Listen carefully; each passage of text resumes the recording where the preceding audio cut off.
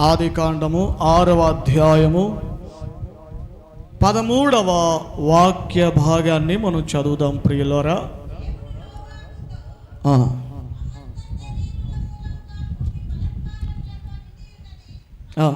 గనుక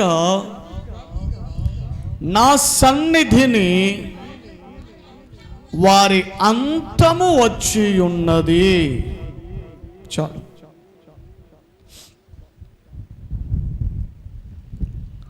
చదవబడినటువంటి లేఖన భాగమందు దేవుడు భూమిని చూశాడట, భూమి మీద ఉన్నటువంటి నరులను చూశాడు, మానవ మాతృలందరినీ కూడా దేవుడు చూసి ఆయన బహు సంతాపము నొంది బాధపడి మనస్సులను నొచ్చుకొని ప్రజలు ఇలా ఉన్నారేమిటి, ఇలాంటి వారినా నా చేతులతో నేను నిర్మించుకున్నది, ఇలాంటి వారినా నేను సృష్టించుకున్నది అని దేవుడు చూసి మిగుల బాధపడి వేదన పడి, సరే భూమిని నాశనము చేయాలి, భూమి మీద ఉన్న వారిని అందరినీ కూడా హతమార్చాలి, మొత్తం భూ నివాసులందరినీ తుడిపి పెట్టేయాలి అని దేవుడు నిర్ధారణ చేసుకున్న తర్వాత,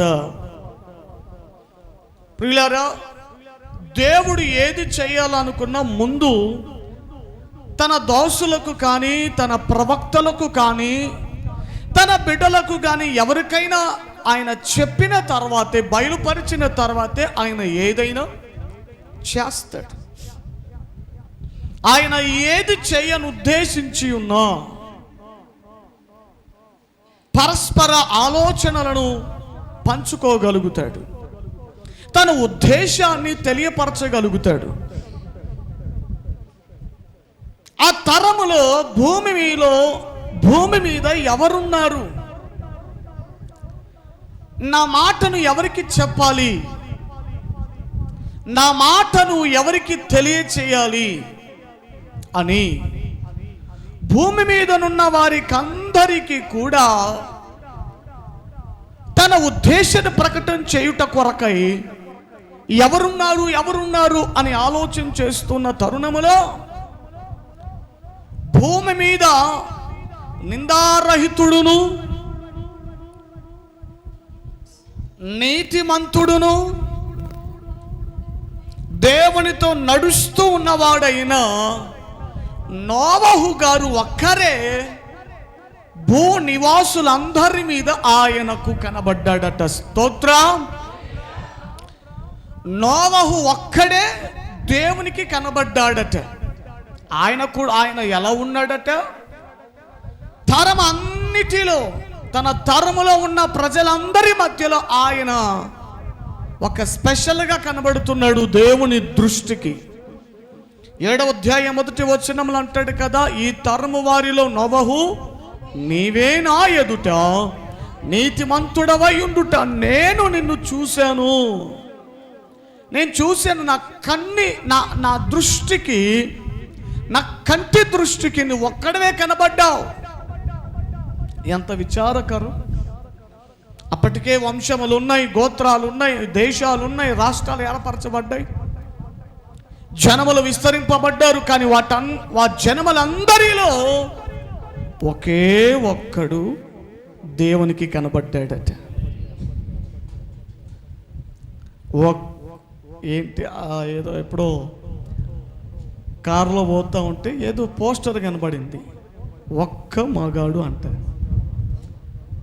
ఒక్క మగాడు. మరి నేనెవరిని రా? పోస్టర్లో ఒక్క మగాడని పెట్టాడు. ఏమిటి దాని అర్థం అని ఒకసారి ప్రార్థనకి వెళ్తూ పిల్లోని అడిగాను, పక్కన ఉంటే బాబు ఒక అబ్బాయిని అడిగాను, ఏమిట్రా పోస్టర్, ఆ పోస్టర్ అర్థం ఏంట్రా, ఒక్క మగాడేంట్రా, భూమి మీద ఉన్న మగవారందరూ మగవారు కాదా, ఒక మగాడేమిటి అని అంటే ఓ పాస్టర్ నీకు ఇది కూడా తెలియదా? ఇంకెందుకంటే వారు ఏం తెలుసుకోకపోతే నా బ్రతుకు వ్యర్థమైనట్టేనారా? ఈ మాత్రం కూడా తెలియదంటే ఏ మాత్రం రా?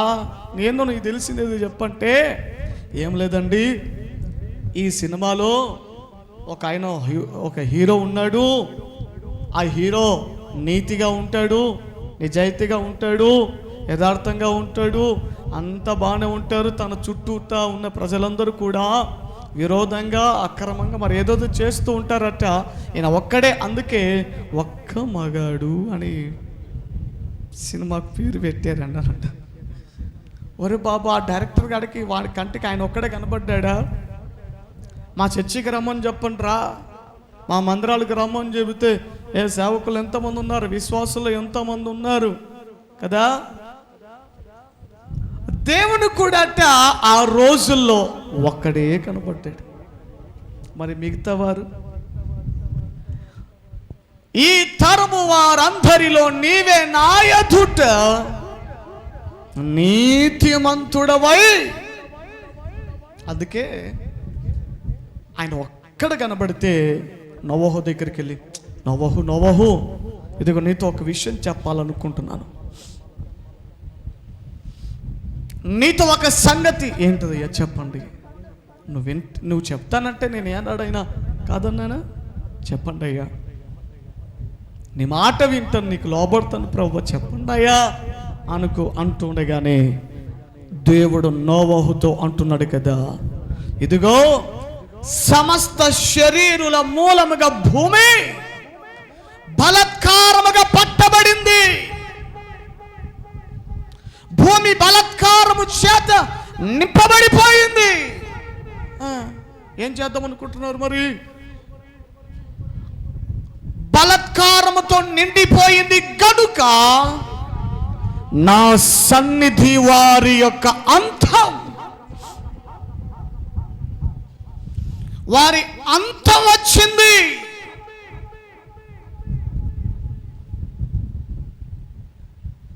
వారి అంతము సమీపించింది.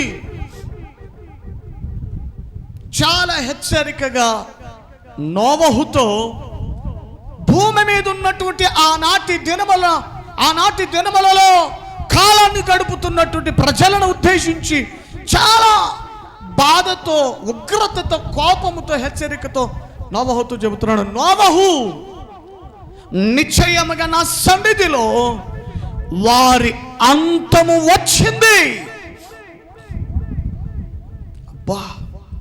బాబోయ్, ఆ మాట చదువుతున్నప్పుడు నాకు ఒకంత చాలా భయం వేసింది. వాస్తవానికి మనం ఏ రోజుల్లో ఉన్నాం తెలుసా? మనము ఎలాంటి దినాలలో కాపురం ఉంటున్నామో తెలుసా? ఏ దినాలు, ఏ రోజులు ఇవి? వాక్యం సెలవిస్తుంది, వాక్యపు యొక్క జ్ఞానం మనకు నేర్పిస్తుంది ఏమిటంటే, ప్రస్తుత కాలము, ప్రస్తుత దినములు లేదా రానున్న దినములన్నీ కూడా అంత్య దినములు. ఏ దినములు అంటే ఇప్పుడు ఉండేవి కాదనా? కాదు. ఇప్పుడు మనం ఉన్నవి కూడా, ఇప్పుడు మనం గడుపుతున్న రోజులు, గడపబోతున్న రోజులు అంత్య దినములు, అంత్యకాలము. This is the last ending days. We are staying this world.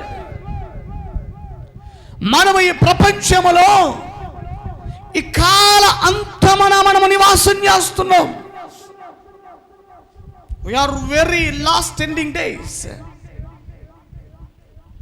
మనము చాలా దగ్గరగా దేనికుంటున్నాము తెలుసా? ఆశీర్వాదాలకు, స్వస్థతలకు, అద్భుతాలకు కాదు. ఏమండి, అంత్యములో, అంత్య భాగమందు మనం ఉన్నాం. అంత్య దినములలో మనం నివాసం చేస్తున్నాం. ఒకవైపు వాగ్దానములతో దేవుడు మనతో మాట్లాడుతున్నప్పటికీ కూడా, ఏమంటే అప్పుడప్పుడు దైవ సేవకుల ద్వారా వాగ్దాన సందేశాలు మనం వింటున్నాం. కానీ మరొక వైపు అంత్య దినములలో ఉన్నామనే హెచ్చరికను కూడా మనం కలిగి ఉండాలన్న సంగతి మీకు జ్ఞాపకం చేస్తూ ఉన్నాను.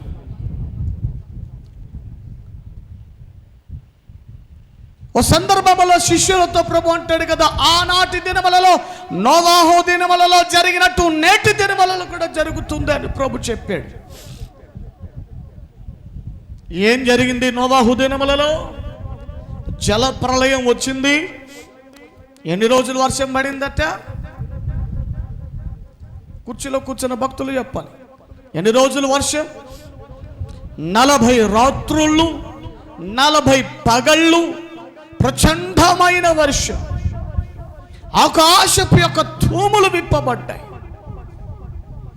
జీవరాశి ఏది కూడా మిగలలేనంతగా భూమి సహితం తుడుపు పెట్టుకుని పోయింది. ఇక భూమి మీద అన్యాయము, అక్రమము, అవినీతి, అన్యాయం అనేటువంటి మాటే లేకుండా భూమిని సహితం దేవుడు నాశనం చేసి పడేశాడు.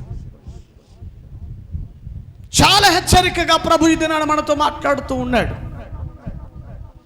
నోవాహుతో ప్రభు అంటున్నాడు కదా, నోవాహు వారి గురించి నీతో చెబుతున్నాను, నా సన్నిధిలో వారి యొక్క అంతం వచ్చింది.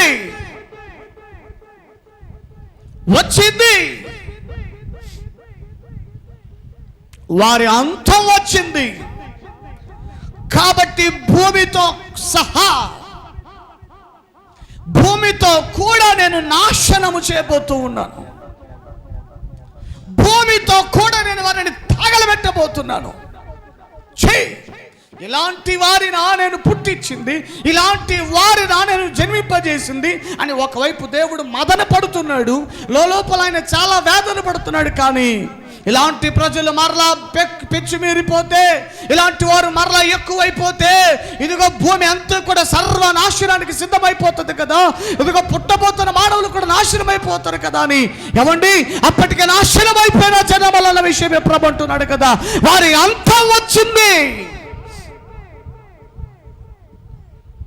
వారి అంతము వచ్చేసింది.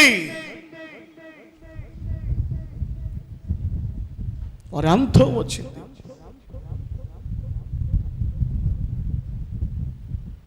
జాగ్రత్తగా ఆలకించండి.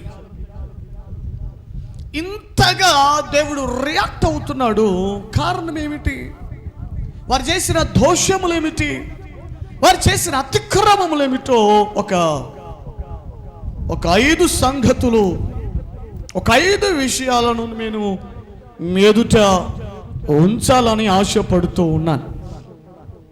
ఈ మాటలు మీరు వింటూ ఉండగానే పరిశుద్ధాత్ముడు మీకు ఇట్టి ప్రత్యక్షత అనుగ్రహించాలి. ఏమిటంటే, మనము క్షేమకరమైన దినములలో లేము, ఆశీర్వదింపబడగలిగిన దినములలో లేము. మనం ఉంటున్న దినములు ఏమి? మనము గడుపుతున్న కాలములు ఏవి? అంత్యకాలం, అంత్యదినం. ఈ సంగతులు దయచేసి మరచిపోవద్దు. అంత్యదినములు ఏం జరగబోతా ఉన్నాయి? రానున్న రోజుల్లో మరింతగా దేవుని రాకడ విషయమై, ప్రకటన గ్రంథం విషయమై మరింతగా మీకు లోతైన సందేశాలు కేవలం ఆదివారం పూట అందించాలని ప్రభువులో నేను చాలా ప్రేరేపణతో కలిగి ఉంటూ ఉన్నాను. ప్రస్తుత కాలం ఏంటిది? దేవుడు నాకు ఇచ్చిన కొన్ని ప్రత్యక్షతలు దయచేసి ప్రపంచం ఏం కాబోతా ఉంది, ప్రపంచ స్థితిగతులు ఏం కాబోతా ఉన్నాయి, ప్రభుత్వాలు ఏం కాబోతున్నాయి, దేవుడు నాకు ఈ ప్రత్యక్షతలు ఇవ్వనంత వరకు ఏమండి నేను ప్రభుత్వాల కోసం ప్రార్థన చేశాను. ప్రభువా, దేశాలు క్రైస్తవ దేశాలకు మారాలి, క్రైస్తవ ప్రభుత్వాలు రావాలి, క్రైస్తవ నాయకులు రావాలని ప్రార్థన చేశాను. కానీ దేవుడు ఒక ప్రత్యక్షత ఇచ్చిన తర్వాత ఆ ప్రార్థన మానేశాను. ఎందుకు ఆ ప్రార్థన మానేశాను? రానున్న దినములలో కొన్ని లోతైన ప్రకటన గ్రంథ మర్మాలను మెదుట ఉంచుతాను, మీకు మెదుట తెలియజేస్తాను. ప్రస్తుతం మనం ఉంటున్న కాలము, ప్రస్తుతం మనము గడుపుతున్న కాలం, this is the ending days. అంతము వచ్చే ఉన్నది. ఆనాటి ప్రజల విషయమే దేవుడు చాలా హెచ్చరికగా తెలియజేస్తున్నాడు. నా సన్నిధుల వారి అంతం వచ్చింది. అంత హెచ్చరికగా దేవుడు తెలియపరచడానికి వారు చేసిన పాపాలు ఏమిటో 5 విషయాలను, వారు చేసిన తప్పిదాలు. ఆ తరంలో, నోవాహు గారి తరములో ఆ ప్రజలందరూ భూనివాసులు చేసిన 5 ప్రధాన ఘోర పాపములు ఏమిటో ఒక్కొక్కటిగా మీకు తెలియజేస్తాం. జాగ్రత్తగా ఆలకించండి. మొదటిగా చూద్దాం, ఆదికాండము 6వ అధ్యాయం మొదటి 2 వచనాలు.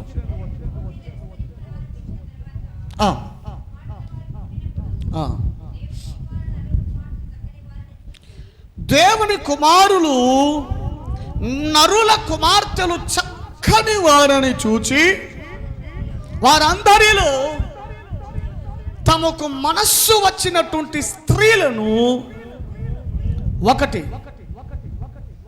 ప్రధానమైనటువంటి తప్పు లేదా ప్రధానమైనటువంటి పాపాలు వారు చేసిన పాపాలు ఏమిటంటే, ఒకటి వివాహ వ్యవస్థను మార్చేశారు. చెప్పడం ఏమిటి? వివాహ వ్యవస్థ. పరిశుద్ధ గ్రంథంలో దేవుడు దేనికైనా ఘనతను, ప్రాధాన్యతను దేనికైనా ఇచ్చాడు అని అంటే అది వివాహానికి, వివాహ పద్ధతికి, వివాహ జీవితానికట దేవుడు చాలా ప్రాధాన్యతను ఇచ్చాడు. అందుకే పరిశుద్ధాత్ముడు మన బైబిల్ గ్రంథం ముందు ఈ విధంగా రోసయించాడు. ఏమిటి? వివాహం అన్ని విషయములలో ఘనమైనది. It is very honourable. It is very honorable. It is honor with all the things. It is honor. ఇది ఘనమైనది. దేవుడే ఆ వ్యవస్థను మనుషుల మధ్యలో పెట్టాడు. దేవుడే మనుషుల మధ్యలో వివాహం పెట్టాడు.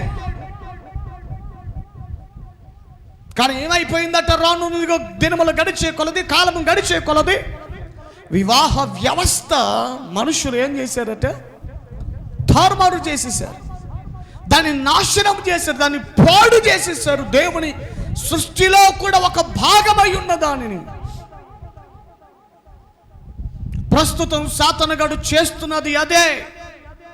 ఆ కాలములలో ఏం జరుగుతున్నాయో రిపీటెడ్గా మరలా అదే జరుగుతూ ఉంది. అందుకే అంత్యము, అంత్యదశ, అంత్యదినములు సమీపించాయి. అక్కడ ఏమని చెబుతుందట? దేవుని కుమారులు. కొంతమంది చెప్పే విషయాలు ఏమిటంటే, అక్కడ దేవుని కుమారులు అంటే దేవదూతలు అని అంటారు. దేవదూతలు అని అంటారు.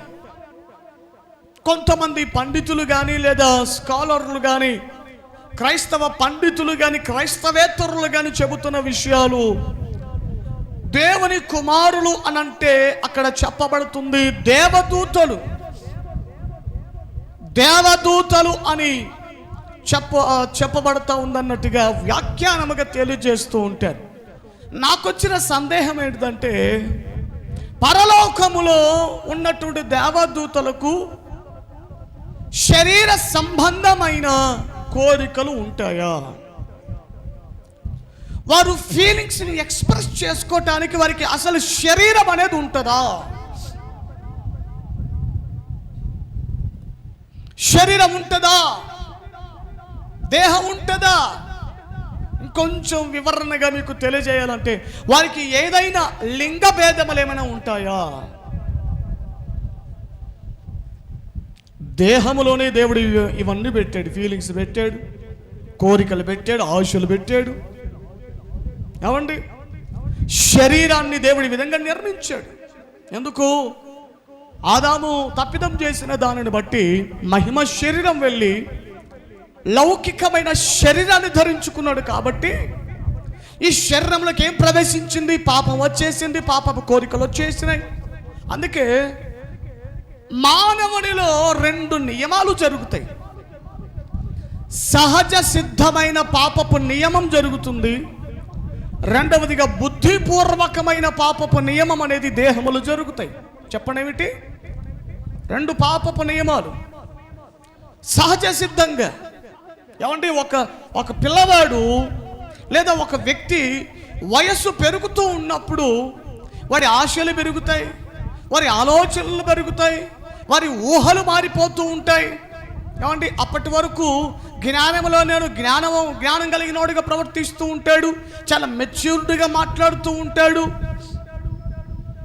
ఏమండి మెచ్యూర్డ్గా ఆలోచించడం, పరిపక్వత మైండ్ అనేది ట్రాన్స్ఫర్ అవుతూ ఉంటుంది, మార్పు చెందుతూ ఉంటుంది వయస్సు రీతిని బట్టి. ఒక వయసులోనికి వచ్చినప్పుడు మంచి ఏది చెడు ఏది అనేటువంటి గ్రహించేటువంటి స్థితిలోనికి వచ్చినప్పుడు సహజ సిద్ధముగా లోన ఒక పాపపు నియమం అనేది పోరాడుతూ ఉంటుంది. అది చెడ్డది అని తెలుసుకొని ఉన్నా తెలియకుండానే ఏమంటే మనము చెడ్డ పనులు మనం చేయటానికి ఏమంటే ఇష్టపడుతూ ఉంటాం. అపోస్తలుడైనటువంటి పౌలు గారే తన పత్రికలో రోమీయులకు రాసిన పత్రిక 7వ అధ్యాయం చివరి మాటల్లో అంటాడు కదా, ఇదిగో ఒక పాపపు నియమం నాలో ఏదో జరుగుతూ ఉంది, మంచి చేయాలని కోరుకుంటున్నాను కానీ నా వల్ల చెడే జరుగుతూ ఉంది. అయ్యో నేనెంత దౌర్భాగ్యుడను. ఎవరండి ఈ మాటలు అనేది? ఎవరంటున్నారు ఈ మాటలు? ఇదిగో నేను క్రీస్తును పోలి నడుచుకున్న ప్రకారం నన్ను పోలి నడుచుకోండి అని చెబుతున్న దైవజనుడు నేను పౌలు గారు కదా, అపోస్తలుడు కదా. అది ఇదిగో కడమ అపోస్తలు అందరికీ లేనటువంటి ప్రత్యక్షతలు. ఏమండి క్వశ్చన్ చెప్పాలంటే యేసుక్రీస్తు ఏమై ఉన్నాడో సంపూర్ణముగా ఆయనను గ్రహించిన వారు ఎవరైనా ఉన్నారంటే అపోస్తలుడైన పౌలు గారు. హల్లెలూయా. ఏమండి మనకు తెలిసినంత వరకు సిలువ అంటే ఏమిటండి? సిలువ అంటే ఏమిటి? సిలువ అంటే ఏమిటండి? యేసు ప్రభు సిలువ మోసాడు, గుడ్ ఫ్రైడే రోజు శ్రమపరచబడ్డాడు, సిలువ మీద యేసును మేకులు కొట్టేశారు, దింపేశారు, అంతే. కానీ అపోస్తలుడైన పౌలు గారికి సిలువలో ఆయనకు కలిగిన ప్రత్యక్షతలు చాలా ఉన్నాయి. అలాంటి గొప్ప పరిశుద్ధుడయ్యున్న పౌలు గారి అంటున్న మాట, అయ్యో నేను ఎంత దౌర్భాగ్యుడను, నాకు తెలియకుండా ఒక పాపపు నియమం నాలో పోరాడుతూ ఉంది. చదవన్న మాట రోమీయులకు రాసిన పత్రిక 7వ అధ్యాయం. కనబడితే తీసి సాయం చేసింది, చదవండి మాటలు. 7వ అధ్యాయము 23వ వచనం నుండి.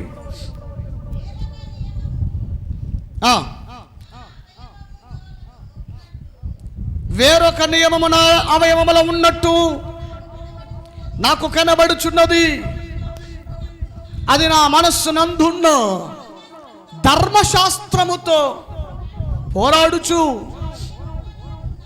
నా అవయవములలోనున్న పాప నియమమునకు నన్ను చెరపట్టి అయ్యో నేనెంత దౌర్భాగ్యుడను, ఇట్టి మరణమునకు లోనకు శరీరం నుండి నన్నెవడు. బాబోయ్ ఎంత భయం వచ్చేస్తుంది ఈ మాట చదువుతున్నప్పుడు. ఏమంటే ఈ మాట చెబుతున్నది సాధారణమైన వాడు కాదు, ఆత్మీయంగా పడిపోయి ఉన్నటువంటి వాడు కాదు, ఆత్మీయంగా నెలదొక్కుకొనినటువంటి వాడు, పరిపూర్ణతలోనికి వెళుతున్న ఎవడు అపోస్తలుడైన పౌలు గారు చెబుతున్న మాట, అయ్యో నేను ఎంత దౌర్భాగ్యుడను, నాలో ఒక పాపపు నియమం పోరాడుతూ ఉంది. దాని పైపిచ్చు మాటలో చదివితే మీకు కనబడుతుంది. 19, 20, 21 వచనాలు చదివితే, నేను మేలు చేయగోరుచున్నాను కానీ కీడే జరుగుతూ ఉంది, నేను మంచి ఆలోచనలు చేయాలనుకుంటున్నా కానీ ఏదో తలపులు నాలోనికి వస్తూ ఉన్నాయి, ఒక పాపపు నియమం నాలో పోరాడుతూ ఉంది. ఇట్టి మరణముకు శరీరము నుండి అంటే ఏమిటి? ఈ శరీరం ఎలాంటిది? ఈ శరీరంలో మనకు తెలియకుండానే ఒక పాపపు నియమం జరుగుతుంది లోపల. మనకు తెలియకుండానే ఒక పాపపు నియమం ఉంది, సహజ సిద్ధమైన పాపపు నియమం, ధర్మశాస్త్రము వలన అయిన నియమం ఏదో లోపల జరుగుతూ ఉంది, అది నన్ను లోపరుచుకుంటా ఉంది. నేను దౌర్భాగ్యకరంగా మారిపోతానేమో, ఇట్టి మరణకరమరకు శరీరము నుండి నన్ను ఎవడు విడిపిస్తాడు?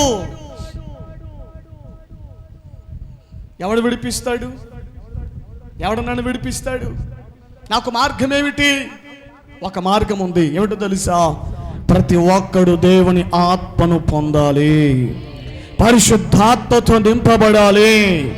ఆ కింద 8వ అధ్యాయము 2వ వచనాన్ని చదవండి. క్రీస్తు యేసు నందున్న జీవము నిచ్చు ఆత్మ యొక్క నియమము పాప మరణముల నియమము నుండి నన్ను విడిపించాడు. 7వ అధ్యాయములో దౌర్భాగ్యుడను మరణకరమకు శరీరము నుండి నన్ను ఎవడు విడిపిస్తాడని చెప్పిన పౌలే శుభమాట కూడా చెబుతున్నాడు. 8వ అధ్యాయమున ఒక మార్గం ఉంది, తప్పించుకోగలిగిన ఒక స్థితి ఉంది, శరీరంలో పోరాడుతున్న పాప నియమముల నుండి విడిపించబడగలిగిన ఒక అనుభవం ఉంది. అదేమిటంటే పరిశుద్ధాత్మతో నింపబడాలి, దేవుడి ఆత్మ చేత రగిలించబడాలి. ఎందుకు గొంతు చించుకొని అరిచేది? ఆత్మ పొందండి, ఆత్మ పొందండి, ఆత్మ పొందండి. ఒరే, రక్షణ దగ్గర ఆగిపోకండి, బాప్తిసం దగ్గర ఆగిపోకండి, కేవలం మంత్రం వచ్చే అనుభవంలో ఆగిపోకండి. ఆత్మ పొందండి, పరిశుద్ధాత్మ పొందండి. ఎందుకని గొంతు చించుకొని అడుగుతున్నాం? కడుపు మార్చుకొని ఎందుకు అడుగుతున్నాం తెలుసా? ఇంకా ఎందుకే? దీనికోసమే.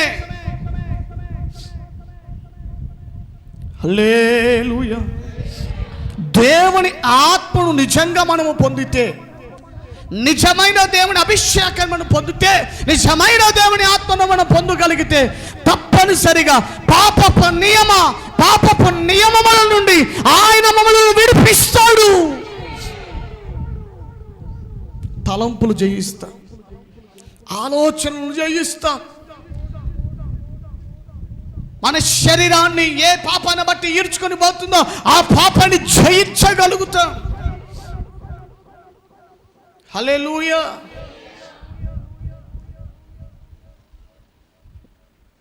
అపోస్తలుడైన పౌలు గారు చెబుతున్న విషయాలు. అందుకే ప్రార్థన చేయాలి, అడగాలట తండ్రిని. ఏమని? ప్రభువా, ఆరోగ్యం బాలేదు, ఆరోగ్యమే, రోగాలు ఉన్నాయి, ఆస్తులు లేవు, నాకు ఆస్తులు, బంగారం, వెండి, కారు, మంచి బైక్, మంచి వాహనం, అప్పులు ఉన్నాయి, అప్పులు తొలగించి, అప్పులు తొలగి, బంగారం లేదు బాబోయ్, బంగారం, వజ్రాలు లేవు నాయనా, ఇంకా ఇంతవరకు బంగారం సంపాదించేసుకున్న కేజీ బంగారం ఉంది, వజ్రాలు. 2 చక్రాల మీద నడిచి పోయి వ్యాసరిపోయా 4 చక్రాల వాహనం నాయన. కారి ప్రభా, నేను దశభాగం ఇస్తున్నానుగా, కానుకనిస్తున్నానుగా, నేనే నీ బిడ్డనేతనకు కార్యమా. లౌకికపరమైన ప్రార్థనలు ఇంతవరకు చేసినాం. From this moment and from this time, from this day, మన ప్రార్థన విధానం ఈ రోజు నుంచి మనం మార్చుకుందాం. ఏం అడుగుదామంటే ప్రతిరోజు, ప్రభువా నన్ను నీ ఆత్మతో నింపండి, నన్ను మీ పరిశుద్ధాత్మతో నింపండి. ఏ ఆత్మతో నింపబడకూడదు నాయన, పరిశుద్ధాత్మతో నన్ను నింపండి ప్రభువా. నా కుటుంబాన్ని, నా బిడ్డలను నాయన పరిశుద్ధాత్మ పూర్ణులుగా చేయండి తండ్రి. తండ్రి తనను అడుగు వారికి పరిశుద్ధాత్మను ఎంతో నిశ్చయముగా అనుగ్రహిస్తాడు. స్తోత్ర. కాబట్టి నా ప్రియమైన దేవుని బిడ్డలారా, శరీరంలో ఒక పాపపు నియమం పోరాడుతుంది. ఎంతవరకు పోరాడుతుందంటే చచ్చే వరకు పోదుది. కానీ ఇంకొక శుభమాట ఏంటంటే, పరిశుద్ధాత్మ వలన రేగుతున్న పాపపు నియమాన్ని అణిచివేయగలుగుతాం, జయించగలుగుతాం. హల్లెలూయా. దేవుని పరిశుద్ధాత్మను మనం కలిగి ఉన్నప్పుడు, దేవుని ఆత్మ చేత ప్రతి దినం మనం నింపబడుతున్నప్పుడు, ఏమంటే ఎప్పటికప్పుడు సాతానుగాడు ఎప్పటికప్పుడు ఆలోచన పెడుతుంటే, ఎప్పటికప్పుడు వాడు పెడుతున్న ఆలోచనలను దేవుని ఆత్మ సహాయముతో జయిస్తాం మనం. దేవునికి మహిమ కలుగునుగాక. కాబట్టి దేవుని కుమారులు అని చెప్పబడుతున్న ఆ చోట దేవదూతలు కాదు. ఎందుకంటే దేవదూతలకు దేహము శరీరం ఉండదు. వాటికి ఫీలింగ్స్ ఉండవు. ఫీలింగ్స్ అంటే దేహ సంబంధమైన ఫీలింగ్స్, ఓ పాప సంబంధమైన కోరికలు వాటికి ఉండవు. మరికొన్ని వ్యాఖ్యానాలు ఏమిటంటే పడిపోయిన దేవదూతలే వీరిని భూమి మీదకి వచ్చి వివాహం చేసుకున్నారు అని అంటారు. ఆమేనా? విను బాగా. పడిపోయినటువంటి దేవదూతలే వీరిని వివాహం చేసుకున్నారు భూమి మీద ఉన్న నరులను అని అంటారు.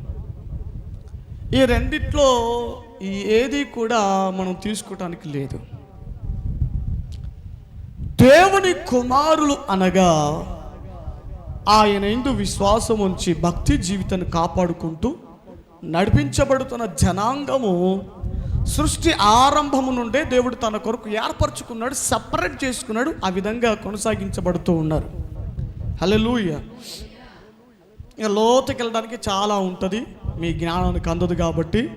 ఏమండి, ఇక ఆ విషయాలని వాళ్ళు ఏమన్నారు, ఈ వ్యాఖ్యానం ఏమిటో ఆ వ్యాఖ్యానం ఏమిటో మన ఆ విషయాలు పక్కన పెట్టి అసలైనటువంటి పాయింట్లోనికి మనం వద్దాం. మొత్తానికి ఏమైపోయారంటే మనుషులు వివాహ వ్యవస్థను మార్చివేశారు.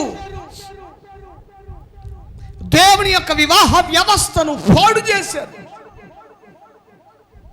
ఏమండి, ఆది కాలములో సృష్టి ప్రారంభపు దినములలో ఏదేను తోటలో ఒక మంచి పెళ్లి జరిగిందంటే, ఒక భలే పెళ్లి జరిగింది. కన్వీనర్ ఎవరు? కన్వీనర్ పెళ్లి చేసిన పెళ్లి కన్వీనర్ ఎవరు? దేవుడే. వధువు ఎవరు? హవ్వ. వరుడు ఎవరు? ఆదం. వరుడికి వధువు ఎలాంటిదో తెలుసా? వధువుకి వరుడు ఎలాంటోడో తెలుసా? వాళ్ళిద్దరికీ తెలియదు. హలో, హాయ్, నాది ఎర్రగుంట్ల, నీది ఎక్కడ? నాది పక్కనే ఎరుగుడిపాడు. అర్రే, ఎరుగుడిపాడు చాలాసార్లు వచ్చాను, నేను ఎప్పుడు చూడలేదే. ఏ పేరు నీ పేరు? నా పేరా? నా పేరు ఏం పేరు? మార్తమ్మ. నా పేరు Marthamma. What a sweet name. కళ్ళు మూసుకోబోయినోడికి పేరు ఎట్టుంటే ఏంటి, వాడికి అంత బంగారంలాగా కనబడుతుంది. What a sweet name. నీ పేరేంటి? నా పేరు యాంకన్న. ఏం బలింది పేరు, సూపర్ ఉంది యాంకన్న. ఒకసారి నీ ఫోటో పెట్టొచ్చుగా. ఊరికే అట్లా చూసి అట్లా డిలీట్ చేసేస్తా, అటు చూసి అటు డిలీట్ చేసేస్తా. ఒకసారి ఫోటో పెట్టొచ్చుగా, చూస్తాను. అటనా? సరే అని ఇది కొంత ఉంది. కోతిగాలు ఉంటారు అమ్మాయిలు, చక్కగా ఫోటో దిగరు. మూతి సొట్ట పెట్టి, ఏమండి ఇటు పెట్టి అటు పెట్టి, సెల్ఫీలని గిల్ఫీలని కుల్ఫీ మొహాలు వేసుకొని పెడతారు. వీడు ఆ ఫోటో చూసిన వెంటనే, ఈడు చాలా జ్ఞానవంతుడు కదా, చూసిన వెంటనే అటకటకటకని సేవ్ చేసేస్తాడు. అవతల నుంచి డిలీట్ చేసావా? వారు నీ మొహం సరిగ్గా చూస్తానే కదా, నీ మొహం యాడ చూశాను నేనే. అయినా నీ పెదవులు ఎంత బాగున్నాయో, నీ వెంట్రుకలు ఆహా మేఘల్లాగా కిందికి పైకి భలే. ఏమో నాకంత వర్ణన ఏం తెలియదు, నాకంత కవిత్వం రాదులేండి. మీరు ఏమైనా కవిత్వాలు ఉంటే చెప్పండి.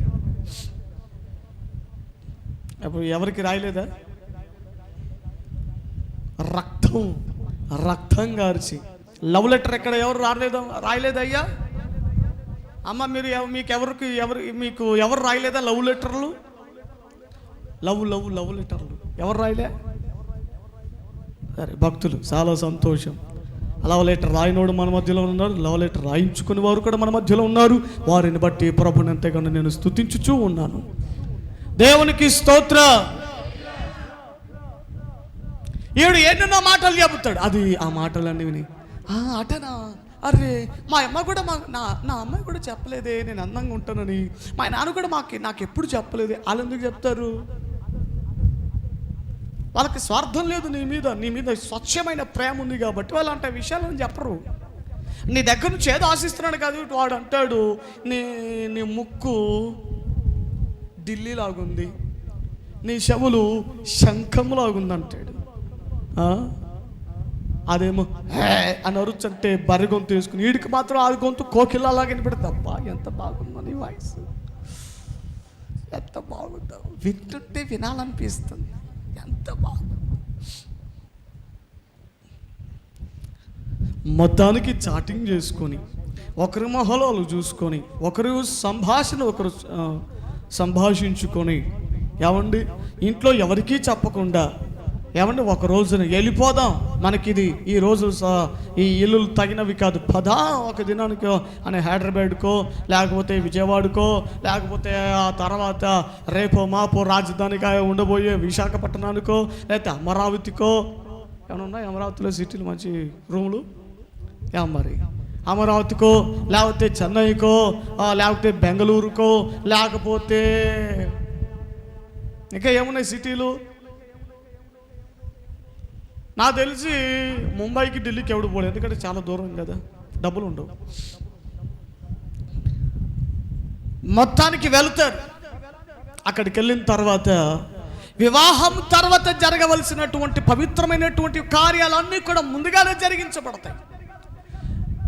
దేహం నాశనం అయిపోతుంది, శరీరం అపవిత్ర పాలు చేసేసుకొని బ్రతుకును పాడు చేసుకొని ఒక వారం 2 వారాలు, ఇక 3వ వారం నుండి నుంచి డబ్బులు ఉండవు. ఇంటికన్నా చెత్తకొని పోయి వచ్చిన డబ్బులు ఉండవు, బంగారం ఉండదు, మొత్తం తగలబెట్టేసి ఉంటారు. అయిపోయి ఉంటుంది, ఏమంటే అంత అయిపోయి ఉంటుంది, కథం అయిపోయి ఉంటుంది. ఇంకా అది కాఫీ పెట్టినా చీ నీ మొహల్లాగే ఉంది కాకి తీసుకా అని అంటాడు.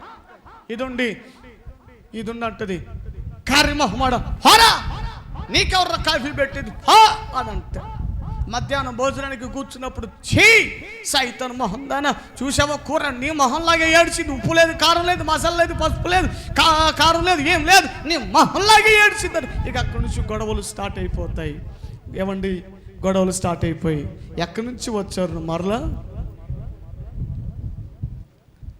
ఈ సైతన్ మొహం, అమ్మా వాడిని నమ్మాడమ్మా, మిమ్మల్ని కాదని పోయినాడమ్మా,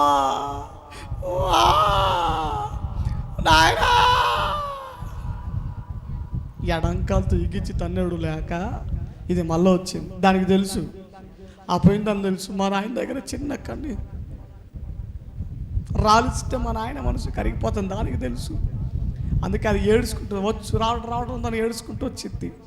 ఏమండి ఈ నంగనాశి మూతాడు వీడు మామూలుగా ఉంటాడా? నానా ఎంత మోసం జరిగిందే, అందగత్తే నన్ను అనుకున్నాను కానీ నా బతుకును బుగ్గిపాలు చేసి నా బతుకును నాశనం చేసేసింది నాన్న. ఇక నుంచి నువ్వు చెప్పిన మాట నేను వింటాను. నువ్వు ఎవరిని చూస్తావో చూడు, ఖరీదైనా నల్లిదైనా గుడ్డిదైనా నడ్డిదైనా తలకాయ లేనిదైనా తలకాయ ఉన్నదైనా మెడకాయ మీద తలకాయ ఉన్న మెడకాయ కింద తల ఉన్న ఎత్తుంటా సరే దాన్ని నేను చేసుకుంటే ఈ డైలాగులు ముందు చెప్పచ్చుగా చెప్పడు. ఎందుకు? చేయవలసిన పనులన్నీ పాపిష్ట పనులు అక్కడ అయిపోయాయి. సరదా అయిపోయింది, సంతోషం అయిపోయింది, సుఖం అయిపోయింది, ఏం లేదు ఇక. అంత అయిపోయిన తర్వాత సరే అప్పటికైనా బాగుంటారా? అప్పటికైనా ప్రార్థన చేసుకుని సరే దేవుని చిత్తంలో పశ్చాత్తాపడి దేవుని చిత్తంలో ఉన్న ఒక అమ్మాయి కొరకై దేవుని సందులో ప్రార్థన చేసి విజ్ఞాపన చేసి ప్రయత్నం చేస్తారా? లేదు. వీడు మ్యాట్రిమనీలో ఫోటో పెడతాడు, వాళ్ళు మ్యాట్రిమనీలో ఫోటో పెడతారు, ఆన్లైన్లో సంబంధాలు చూసేసుకుంటారు, ఆన్లైన్లోనే కట్ట కానుకలు మాట్లాడేసుకుంటారు, ఆన్లైనే బతుకు ఆన్లైనే. ఏమండి వీళ్ళు చదివే చదువులకు ఆన్లైన్, అంతే ఆన్లైన్. ఏమండి కొన్ని రోజుల తర్వాత ఫిలిప్పీన్స్కో కెనడాలో జాబ్ వస్తుంది, దీనికి జాబ్ వస్తుంది. ఏమండి తల్లిదండ్రులు ఇది విడిచిపెడుతుంది, వాడు విడిచిపెట్టి వెళ్ళిపోతాడు. ఏమండి ఒక దేశంలోనికి వెళ్ళిపోతారు, ఒక ప్రాంతంలోకి వెళ్ళిపోతారు. వివాహమైన ఒక వారం రోజులు కలిసి ఉంటారు. ఏమండి వివాహమైన వారం రోజుల తర్వాత వీడి ఉద్యోగం కోసం ఆ దేశం పోవాలి, ఈ అమ్మాయి ఉద్యోగం కోసం ఈ దేశంకి వెళ్ళాలి. ఇప్పుడు మధ్యలో సంసారాలు ఎప్పుడు చేసుకుంటారు ఇల్లు?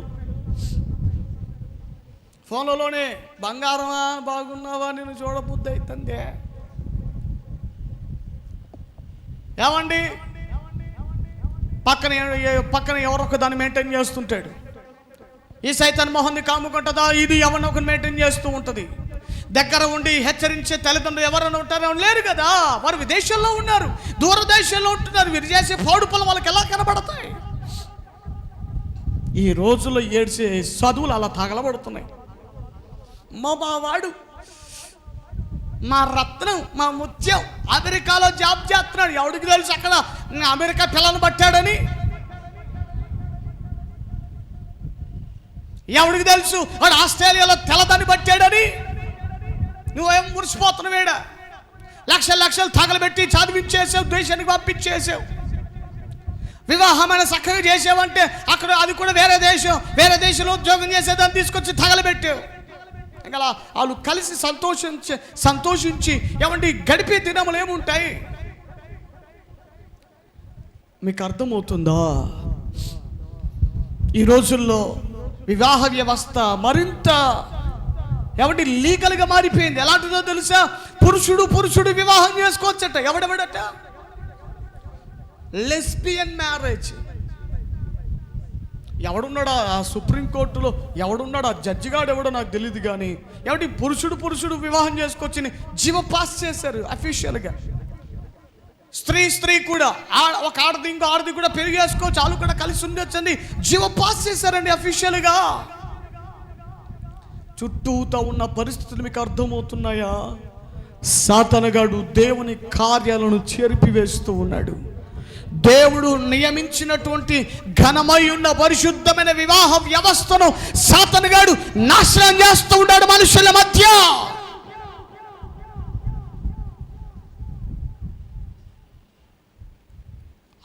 ఆదాము పడుకుని లేచేసరికి హవ్వ ఎదుట ఉన్నది.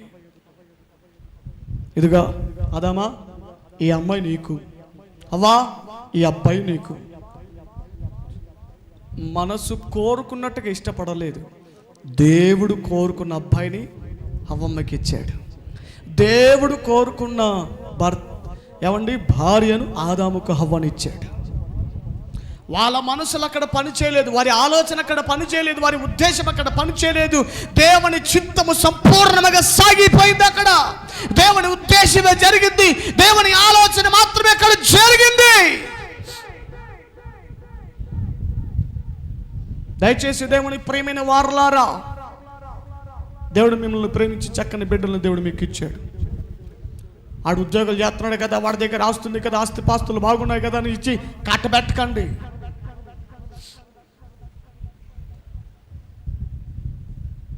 మా అబ్బాయి మార్చుకుంటుంది.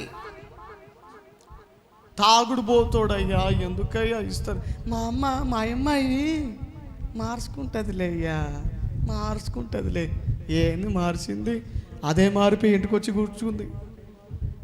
మార్చుకుంటుందని వద్దయ్యా, తాగుడు పోతాడు, బ్యాచ్ తారం కాదు మనకు, వద్దులే అని చెప్పి పొలోలు మరి పోయారు.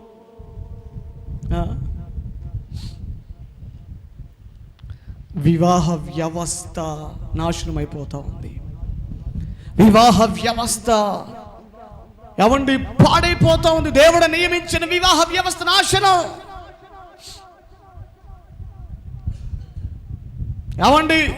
ఈ రోజున మీరు ప్రభుని తెలుసుకున్నారు, రక్షణ పొందారు. రక్షణ పొందిన తర్వాత మీ బిడ్డలకి ఎవరినిచ్చి పెళ్లి చేయాలి? రక్షణ పొందినటువంటి బిడ్డలకి ఇచ్చి పెళ్ళిళ్ళు చేయాలి. ఇంకో సంగతి, మీ బిడ్డలు దేవుని ఆత్మచేత నింపబడిన వారైతే దేవుని ఆత్మచేత నింపబడిన వారికి ఇచ్చి వివాహాలు చేయాలి. అంతేగాని పనికి మళ్ళీ నామకార్థ సంఘాలకు వెళ్తున్నాడు కదా అని చూసుకొని ఇస్తే మాత్రం ఆ బిడ్డ పొందుకున్న ఆత్మ వెళ్ళిపోతుంది, ప్రార్థన పోతుంది, బోధ మారిపోతుంది, విశ్వాస జీవితం మారిపోతుంది. ఏ బోధలో నిలకడగా ఉండాలో తెలియక విశ్వాస విషయంలో ఓడబద్దలైన వారి వలె ఆత్మీయ జీవితం నాశనం అయిపోతాయి.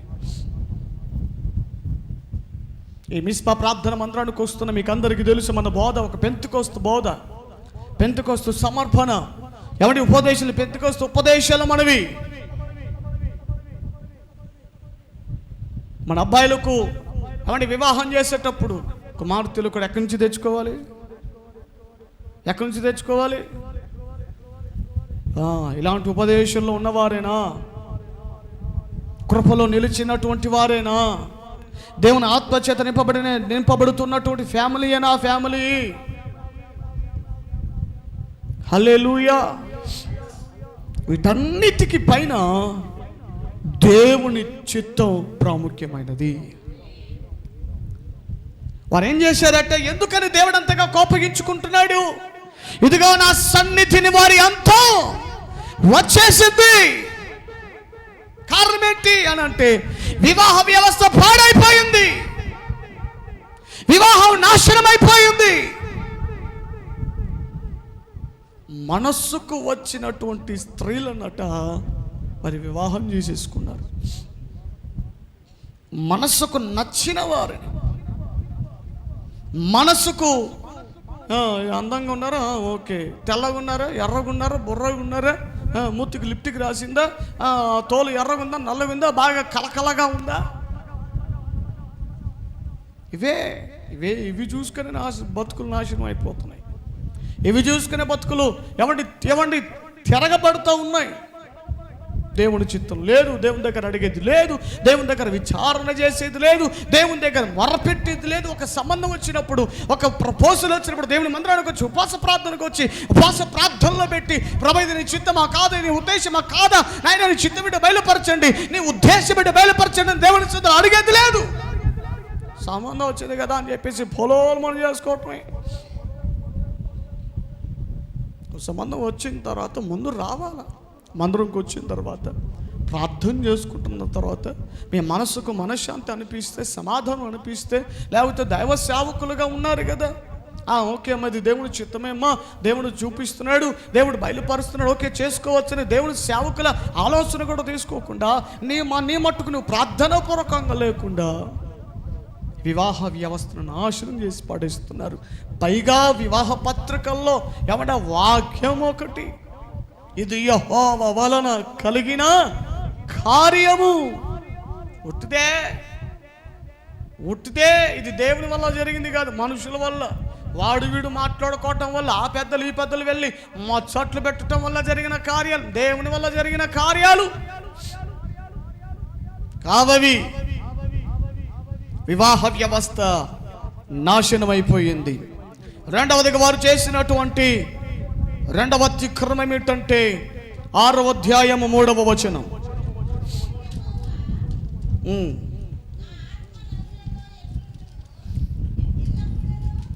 నా ఆత్మ నరులతో ఎల్లప్పుడూ వాదించదు,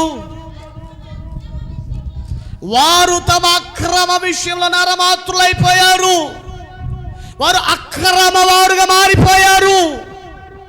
ఏమైపోయారట? అక్రమాలు చేస్తున్నారు.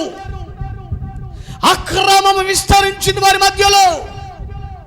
యథార్థత లేదు, ఒక క్రమమైన జీవితం లేదు, క్రమమైన పద్ధతి లేదు, అక్రమం విస్తరించింది. అందుకే కదా యేసు ప్రభుల వారు కూడా ఏమంటే చెప్పారు, ఇదిగో అంచె దినములలో అపాయకరమైన కాలములు వస్తాయని చెబుతున్నారు కదా. మనుషుల మధ్యలో అక్రమం అనేది విస్తరిస్తుంది. అక్రమం విస్తరించినప్పుడు ప్రేమ ఏమైపోతుందట? చల్లారిపోతుంది. ప్రేమలు ఉండవు, ఒకరిని ఒకరు పలకరించుకోవటాలు ఉండవు, అక్రమమే. ఏమంటే మొన్నటికి మొన్న ఒక వీడియో చూశాను. ఒక సొంత కొడుకే తన తల్లిని, మంచములో ఉన్నటువంటి తన తండ్రిని ఏమంటే కాలుతో తనుతూ ఉన్నాడు. తల్లిని అయితే కింద పడేసి, మరి నాకు ఆస్తి ఎందుకు ఇవ్వలేదే, నాకు భాగం ఎందుకు ఇవ్వలేదే, నాకు ఆ ఇల్లు ఎందుకు ఇవ్వలేదని కింద పడేసి మరి కాలుతో తన్నుతుంటే చూడలేక నాకు ఇలాంటి వీడియోలు చూడడానికి ఇష్టపడను. ఎందుకంటే తట్టుకునే మనసు నాకు లేదు. ఇలాంటి వీడియోలు చూసినప్పుడు తట్టుకునే మనస్తత్వం లేదు నాకు. మనసు ఇలాంటి విషయాలు చాలా బలహీనంగా ఉంటుంది నాకు. అలా చూస్తూ ఉండిపోతే ఏడుపు వచ్చేస్తుంది. ఇక అందుకే ఒక 10 సెకండ్ల కంటే అలాంటి వీడియోలు ఎక్కువ చూడను. అక్రమం విస్తరించిపోతూ ఉంది. అక్రమమే. దేవుడు కూడా సందర్భములు అన్నాడు, ఏమండి, కొంతమంది ప్రజలట ఆయన ఎదుట నిలబడుతున్నారట, పరలోకము యొక్క వాకిల దగ్గరికి వెళ్ళిపోయారట.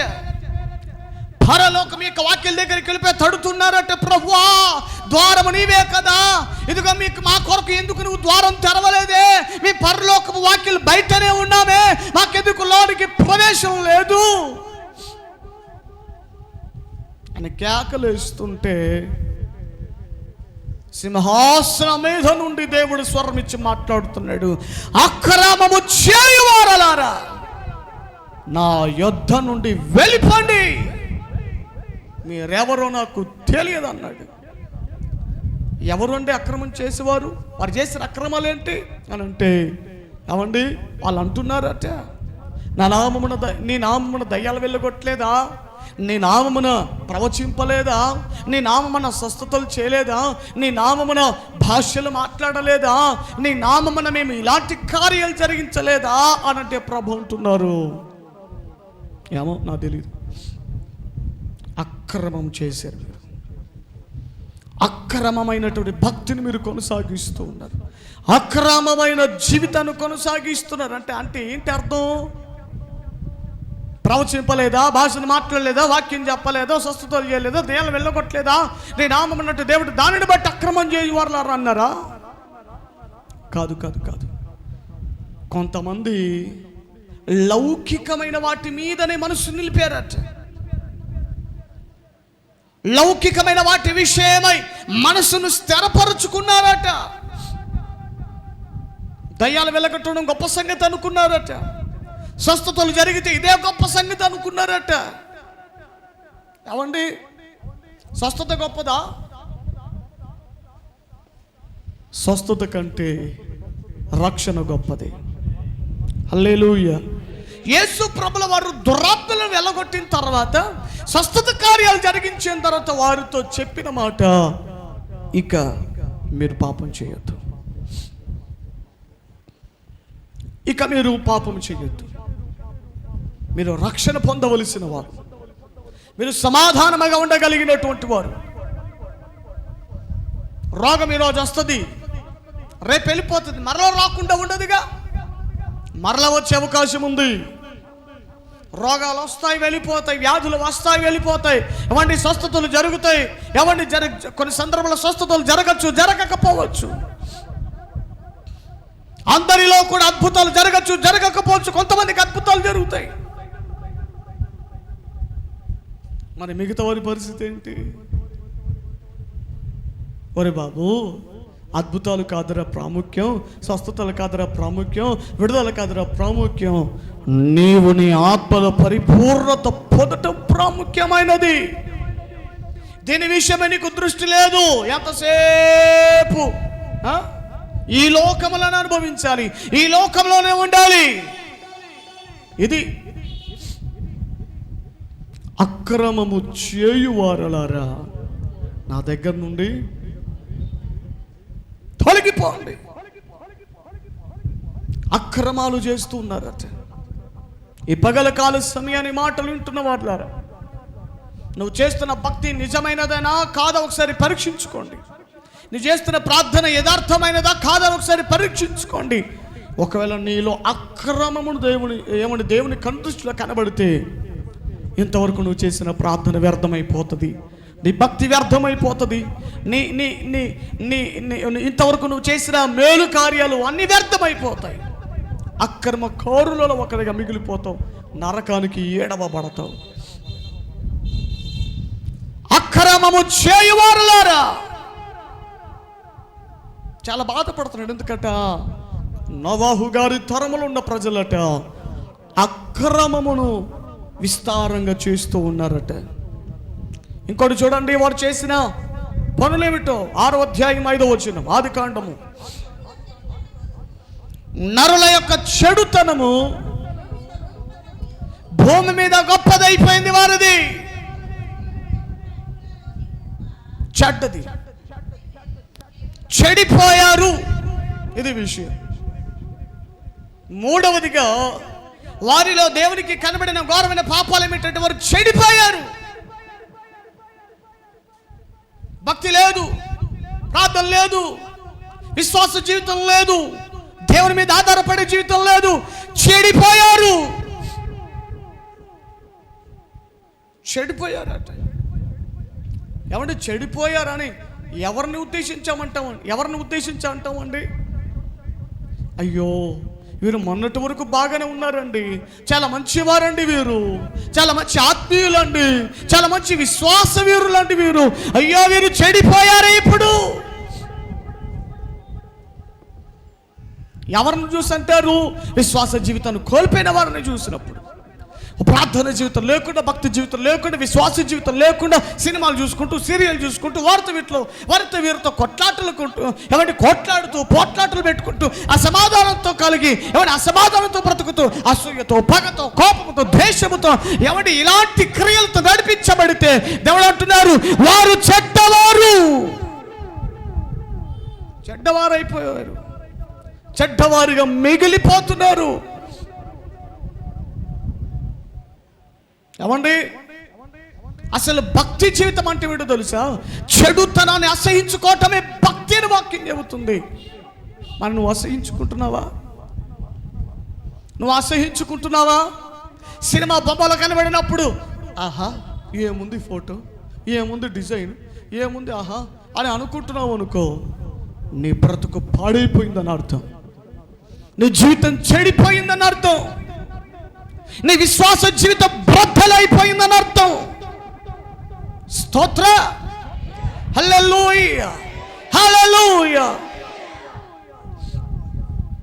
పనికి మాలిన దృశ్యాలు కనబడినప్పుడు నువ్వు దానిని ఆశ్రయించుకోకుండా ఉంటున్నావంటే నువ్వు చెడిపోయావు.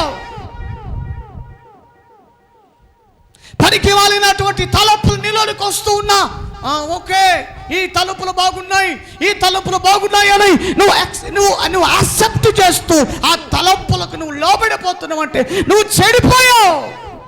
చెడిపోని వాడు ఎలా ఉంటాడు తెలుసా? పనికి మాలిన ఊహ తలుపులు వచ్చినప్పుడు ఏయ్ సైతానా ఆ ఊహలో ఉండి. చెడిపోని వాడు ఎప్పటికప్పుడు యేసు రక్తంతో, పరిశుద్ధాత్మ బలముతో తన ఆలోచనలను, తన తలంపులను, తన ఊహలను లయం చేస్తాడు. దేవునికి స్తోత్ర. చెడిపోతున్నారా? అంతకంతకు చెడిపోతున్నారా? లేదా అంతకంతకు మేలుకరంగా మీరు మార్చబడుతూ ఉన్నారు? నరుల చెడుతనం నా సన్నిధిలో బహు గొప్పదైపోయిందని ప్రభు చెబుతున్నాడు.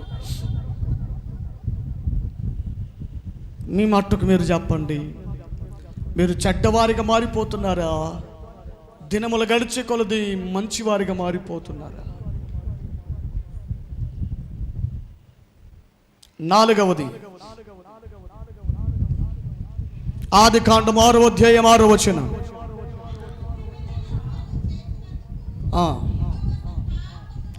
నాలుగవదిగా వారు చేసిన ఘోరమైన పాపం ఏంటంటే దేవుణ్ణి దుఃఖపరిచారు, దేవుణ్ణి ఏడిపించారట, దేవునికే సంతాపాన్ని పుట్టించారట.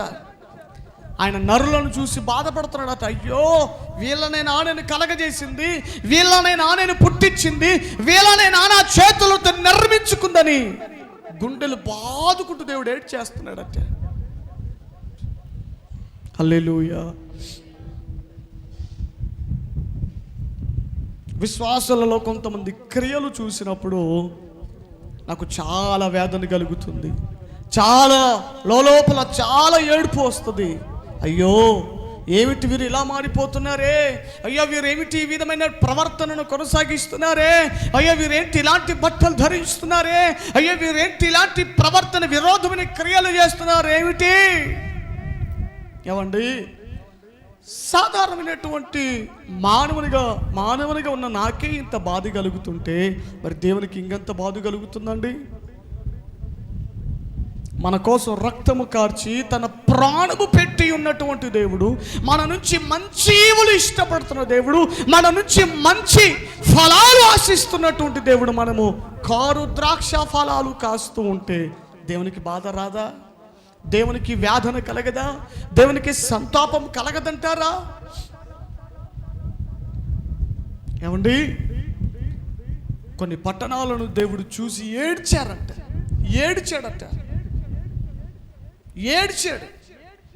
అయ్యో బెత్సయిదా, అయ్యో కొరాజీనా, అయ్యో కపెర్నహూమా,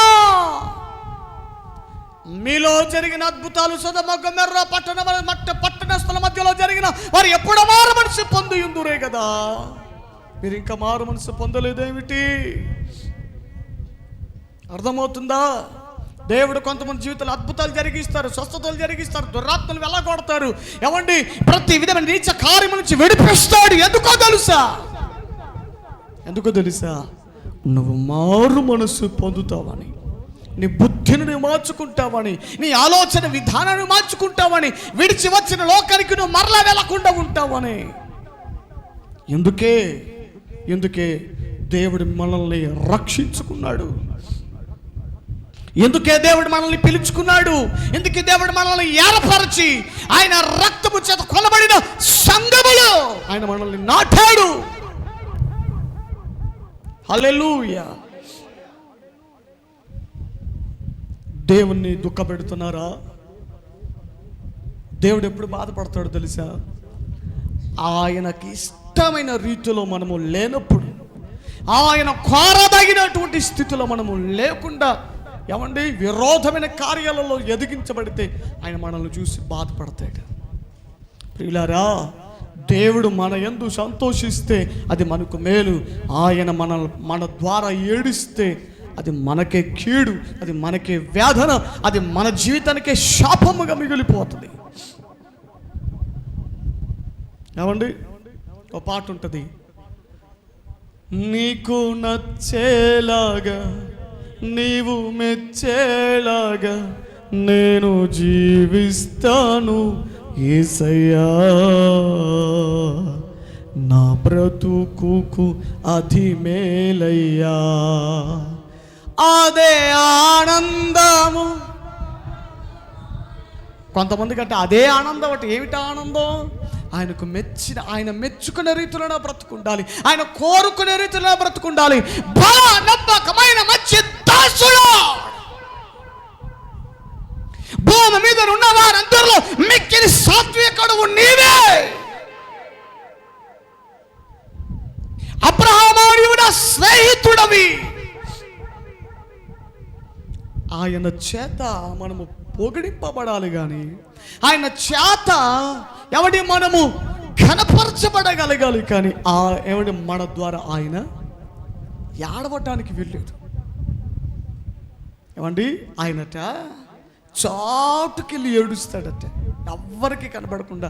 ఒకవేళ ఆయన ఏడుస్తున్నట్టుగా దేవదూతలు కనబడ్డారు అనుకో, దేవదూతలు కోపడి ఆవేశపడి ఎక్కడ భూమి మీదకి వచ్చి ఎవడబడి ఏడిపెత్తున్నా మొత్తం ఖడ్గం దూసి మొత్తం చంపేస్తారేమోనని ఆయనట ఒక చాటుకి వెళ్ళిపోయి ఎవ్వరికి కనబడకుండా ఎవరెవరు విరోధ కార్యాలు జరిగిస్తున్నారు వారి విషయమై, ఏంట్రా వీళ్ళు ఇలాంటి వారి గురించేనా, వీరికైనా నేను రక్షణ ఇచ్చింది, వీరినైనా నేను రక్షించింది, వీరినైనా నేను లోకములో ఉండి ఏర్పరచుకున్నది, వేరెవ్వరికి లేని రక్షణ వీరికి నేను ఎందుకు ఇచ్చాను? వీడు నమ్మకంగా ఉంటాడనే కదా, వీడు భక్తి జీవితంలో నమ్మకంగా ఉంటాడని కదా, లోకాన్ని త్యజిస్తాడనే కదా, సమర్పణలో ఉంటాడని కదా వీడికి అభిషేకం ఇచ్చాను, కృపావరములను ఇచ్చాను, ఆత్మవరములను ఇచ్చాను, అభిషేకం ఇచ్చాను. అయ్యో వీడేంటి లోకంలో కలిసిపోతున్నాడే, నగలు పెట్టుకున్నా ఏం పర్వాలేదులే, ఎలా పడితే అలా డ్రెస్సులు వేసుకున్నా పర్వాలేదులే అనేటువంటి కాన్సెప్ట్ వాళ్ళు మిగిలిపోయాడు ఏమిటి వీడు అని దేవుడట చాటుకి వెళ్ళిపోయి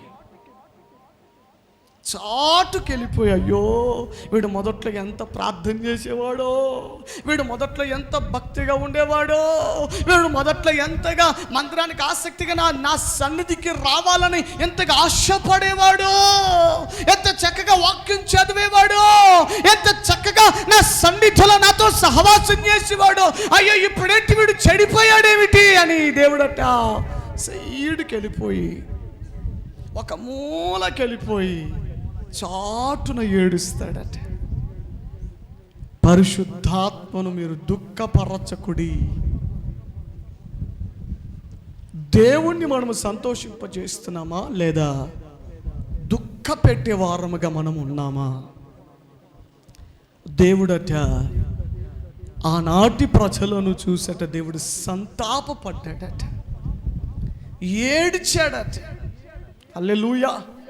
కాలేబ్ అంటాడు, యెహోషువ గారు కాలేబ్ అంటాడు మోషేతో, అయ్యా నిశ్చయముగా ఆయన మన యందు ఆనందపడిన ఎడల ఈ దేశాన్ని మనం స్వతంత్రించుకుంటాం. చదవ మాట, యెహోషువ గ్రంథమేనా చూడండి, కాలేబు మోషే గారితో చెబుతున్నటువంటి మాట. ఎక్కడున్న మాట? 14వ అధ్యాయం సంఖ్యాకాండము 14వ అధ్యాయం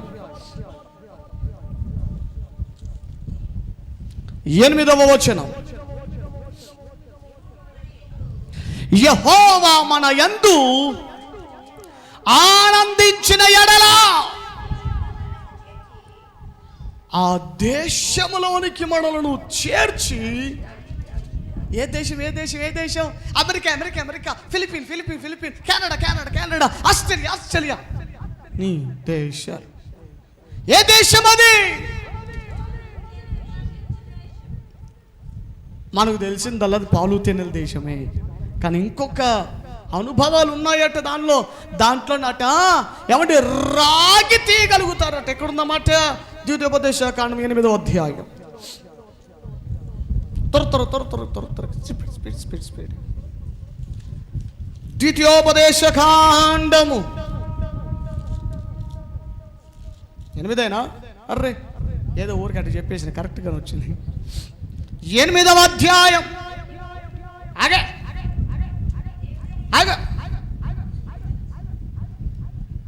రైట్, 7వ వచనం. నీ దేవుడైన Jehovah, hello hello hello hello hello hello, attention please, attention please. దేవుడు అంటున్నాడు, నిన్ను మంచి దేశములో చాలా గొప్పోడు, చాలా చాలా గొప్పోడు, నేను నమ్మిన నా యేసుడు, చాలా మంచోడు, చాలా చాలా మంచోడు, నేను నమ్మిన నా యేసుడు, మాటలలో చెప్పలేనంత, చేతలలో చూపలేనంత, చాలా చాలా చాలా చాలా చాలా మంచోడు, చాలా చాలా చాలా చాలా చాలా గొప్పోడు. హల్లెలూయా. ఎందుకంటే క్రైస్తవులందరూ కూడా ఆయన ప్రేమను రుచి చూసిన వాళ్ళందరూ కూడా ఆయన మంచోడు మంచోడు మంచోడు అని కానీ ఆరాధిస్తున్నారు తెలుసా.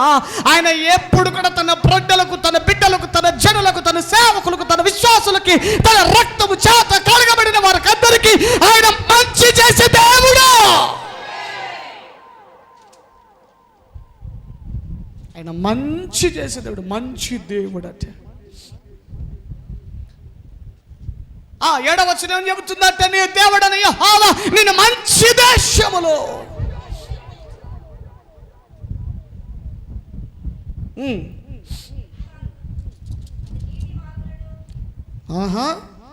ఎలాంటి దేశం అంటది? అది నీటి వాగులు, అంటే నీటికి కొదవలేదు, నీటికి కొదవలేని దేశం అది. నీటి వాగులు, లోయలలో నుండి, కొండల్లో నుండి పారు ఊటలను, అంత pure water, mineral water, filter వాటర్లు, ఏమండి పెద్ద పెద్ద గోళాలు పెట్టి, ఎంత ఇది 5 రూపాయలు ఫిల్టర్ వాటర్ తాగితే ఏమవుతుంది? పేరుకే ఫిల్టరు, కానీ అసలైనది నీ అంకల్ని ఫిల్టర్ చేస్తుంది అది. భక్తులకు మనోళ్ళకు చెప్తున్నాను, ఫిల్టర్ వాటర్ మానండి, మామూలు వాటర్ తాగండి, అప్పుడప్పుడు వచ్చే భూమి నుండి వచ్చే నీళ్ళు తాగండి అని చెబితే, ఆడ పాస్టర్ అయ్యా యాడికి పోయినా ఫిల్టర్ వాటర్లే, మరి సాగు అట్నే. మరి అట్లే అయ్యే దాక్కుండా కూర్చో, అమ్మా మోకాళ్ళ నొప్పులు, అయ్యో వాళ్ళు నొప్పులు, పాస్టర్ అయ్యా 11:30కి ఫోన్ చేయొచ్చావు, పాస్టర్ అయ్యా మోకాళ్ళ నొప్పులు, పాస్టర్ అయ్యా ఫోన్ పాస్టర్ అయ్యా. అంతేగాని ప్రార్థన చేసుకుంటావు, కానీ ఈ పాస్టర్ చెప్పే మాట మాత్రం విను. ఈ నోటులో వచ్చే ప్రార్థన కావాలి, కానీ మాట మాత్రం వద్దు నీకు. ఫిల్టర్ వాటర్ ఏంటంటే వినడే, ఇంకా మోకాళ్ళ నొప్పుల కోసం ఇంకా ఎక్స్ట్రా డబ్బులు పెట్టుకొని ఎక్స్ట్రా హాస్పిటల్ తిరుగుతూ మాత్రలు కొనడానికి ప్రయాసపడతావు. కానీ ఏమండి, ఫిల్టర్ వాటర్ బంద్ చేయండి అమ్మా, ఫ్రీగా దేవుడు ఇస్తున్నాడు, ఉచితంగా దేవుడు భూమిలో దేవుడు నీరు ఇస్తుంటే, స్వచ్ఛమైన నీరు నీకు దొరుకుతూ ఉంటే, నాకు ఫిల్టర్ వాటర్ మినరల్ వాటర్ ఇంత పొడి వచ్చారంట, ఆ పొడి తాగి కిడ్నీలోకి వెళ్ళిపోయి ఒక మూలలో చేరి కొన్ని దినానికి కిడ్నీ రాళ్ళుగా మారుతాయి. అప్పుడు రాత్రి పడుకునేటప్పుడు అయ్యో అబ్బా తాతో నొప్పి తట్టుకోలేక అరుచుంటావు. ఇక హాస్పిటల్కి వెళ్తాడు, ఆపరేషన్ చేయాలి అని అంటాడు, చిన్న కోత పెట్టి మొత్తం అటేనా మొత్తం తీసేటోడు. ఏమండి, మన కిడ్నీలో ఏర్పడిన మనరాళ్ళు తీసుకొని మనకే డబ్బులు వేస్తాడు, మనకే బిల్లు వేస్తాడు. ఎంత కష్టపడి మూట కట్టుకున్నావు రాళ్ళు, ఆ రాళ్ళు తీర్చే ఎంత బాగా ఫ్లోరింగ్ వేసుకోవచ్చు మన ఇట్లా. మనరాళ్ళు తీసుకొని మనకే బిల్లు వేసేస్తాడు. ఇది ఎంత అన్యాయం చూడండి. నాకు ఎప్పుడు జ్ఞానోదయం అయిందంటే, మన సంఘానికి వచ్చే ఆయన కుమారుడు కరోనా టైంలో ప్రార్థన చేసాడు ఏడుచుకుంటా. ఆ వ్యక్తి ఏనాడు ఏడ్చేటోడు కాదు, ఏడు మొహం లేదు, వాడి వల్ల ఇంకోటి ఏడవాల, కానీ ఆడు ఏడ్చే బుద్ధి లేదు. అలాంటోడు ఏడ్చుకుంటా ఫోన్ చేసాడు, ప్రార్థన చేయి బ్రదర్, నొప్పికి అల్లాడిపోతున్నాడు. ప్రార్థన చేశారు, 2 రోజులు అట్లా జరిగింది. 3వ రోజు హాస్పిటల్కి వెళ్ళారు, ఆపరేషన్ చేశారు, కిడ్నీలో ఉన్న రాళ్ళు తీశారు. ఏమంటే 2-3 రోజులు ప్రశాంతంగా పడుకున్నాడు. మరలా ఒక వారం తర్వాత నొప్పి స్టార్ట్ అయింది. ఇంకొక వైపు మరలా అదే ఫీలింగ్, మరలా ప్రార్థన చేయ బ్రదర్, మళ్ళా నొప్పిలు వచ్చింది ఇటువైపుగా. 2 రోజుల తర్వాత మళ్ళీ హాస్పిటల్కి వెళ్తే డాక్టర్ అన్నాడు కిడ్నీ రాళ్ళు. అదేంటయ్యా, మొన్న వారమే కదా ఇటువైపు కిడ్నీలో రాళ్ళు పడితే ఆపరేషన్ చేశారు, 1 వారం అయిందండి. డాక్టర్ అన్నాడు, ఎన్ని నీళ్ళు తాగుతావు? 5 రూపాయలు ఇచ్చే క్యాను మా ఇంటికే వచ్చాడు. ఏమనుకున్నావు? మా ఇంటికే వస్తాడు, మా ఇంట్లో వేసి పెడతాడు, మా ఇంట్లో మేము కూడా ఫిట్టింగ్ చేసే అవసరం లేదు, వాడు నీళ్ళు పోసి దగ్గర ఉండి వెళ్ళిపోతాడు, కేవలం 6 రూపాయలు మాత్రమే తీసుకుంటాడు. కక్కుతి మొహాలు కాకపోతే ఫిల్టర్ వాటర్ తాగుతున్నాం అని చెప్తే డాక్టర్ అన్నాడు, అదే కారణం, ఫిల్టర్ వాటర్ బంద్ చేసేయండి. అది ఎట్లా సార్ అంటే, ఆ వాటర్లో వాడు పొడి ఎత్తున్నాడు, వేస్తాడండి. ఆ పొడి తాగి ఆ పొడితో ఉన్న నీళ్ళు తాగి నీళ్ళన్నీ ఒక చోటుకి వెళ్ళిపోతే పొడి కిడ్నీలో అలా మిగిలిపోతుందంట, కిడ్నీలో చేరుతుందట.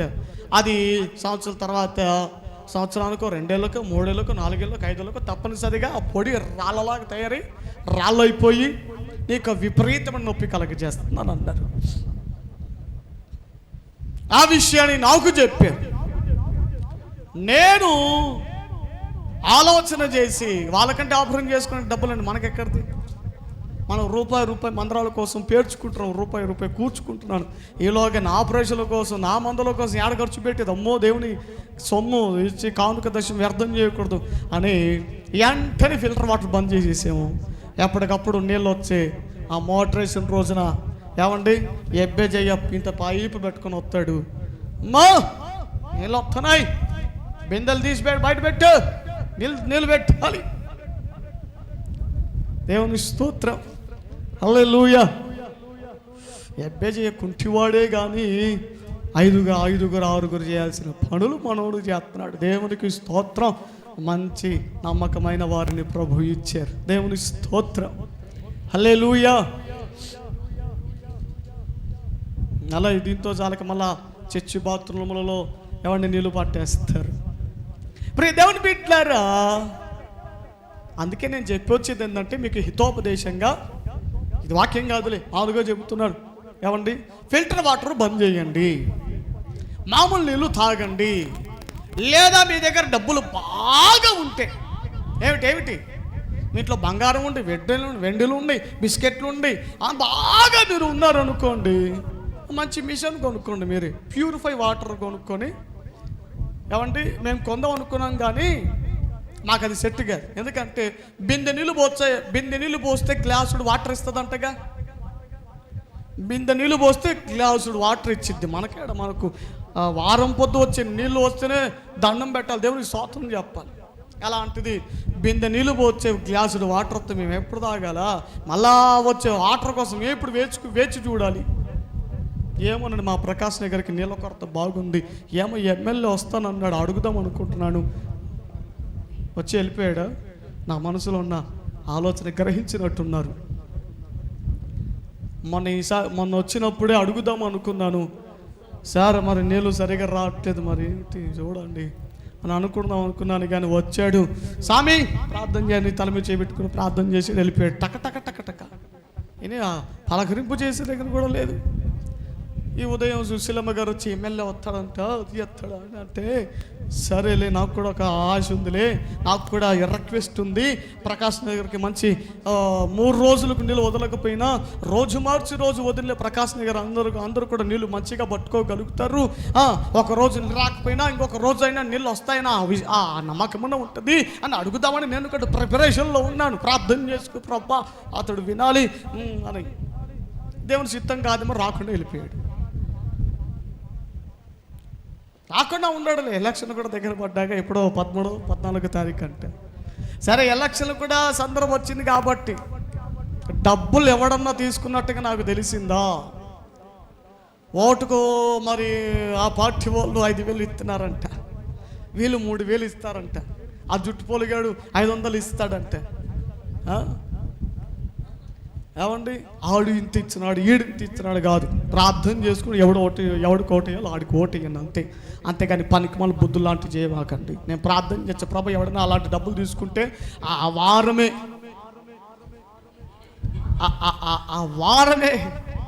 ఆ డబ్బులు మొత్తం ఖర్చు అయ్యే రోగం ఏదో ఒకటి రావాలి ప్రభు అని ప్రార్థన చేస్తాను నిర్మోహమాటంగా. ఏమన్నా చెప్తున్నా, బలిపీఠ మీద ఉన్న చెప్తున్నా, ప్రార్థన చేస్తా ఖచ్చితంగా. ఒక కిట్టనే ప్రార్థన చేశా, ఆగిపోయింది, రాట్ల కింద నుంచి రావట్లేదు, 1 లేదు 2 లేదు, స్టాప్ అయింది. మళ్ళీ ప్రార్థన చేసే వరకు ఆ ప్రవాహం ఆగలేదు. మళ్ళా హల్లెలూయా. ఎంతైనా 10 ఓటుకు 10,000 అయినా, ఏమండి ఒకప్పుడు ఓటుకు 500 అంటే ఎక్కువ, కానీ ఇప్పుడు ఎలక్షన్ జరిగే ప్రతిసారి 1,000 రూపాయలు పెరుగుతూనే ఉంది.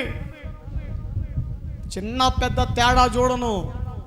ఎవడైనా తీసుకున్నట్టుగా తెలిసిందన్న సమాచారం నా వరకు వస్తే మాత్రం మలాదేం లేదు, మొత్తం లైవ్ కూడా వస్తుందిగా, బొమ్మ పెట్టి మరి గడ్డి ఇస్తాను, లైవ్లో చూపెడతా, సపరేట్గా వీడియో చేసేస్తాను మరలా మీకు.